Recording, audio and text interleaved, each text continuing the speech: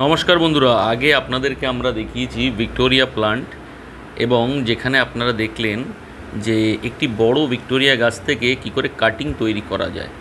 আপনারা এইভাবে কাটিং করে নিয়ে সেগুলোকে পুঁতে দিতে পারেন এবং গাছ হবে, এবং যেটাকে কাটছেন সেখান থেকেও আপনার গাছ বেরোবে।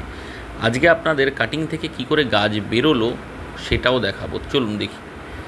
এই দেখুন, আমরা পলিব্যাগের মধ্যে ভিক্টোরিয়া গাছের কাটিং টুকরোগুলোকে রেখে দিয়েছিলাম শুধু মাটি দিয়ে আর জল দিয়ে গিয়েছিলাম, এবং বৃষ্টি হচ্ছিল, বৃষ্টির জলে এটা সিক্ত হয়েছে এবং আস্তে আস্তে দেখুন তার পাতা সে বিস্তার করেছে।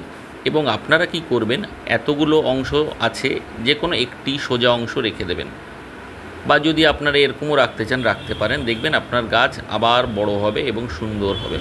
তাই ভিক্টোরিয়া গাছ থেকে কি করে চারা বা কাটিং তৈরি করা যায় আমাদের এই শর্টসে আশা করি আপনারা বুঝে গেলেন।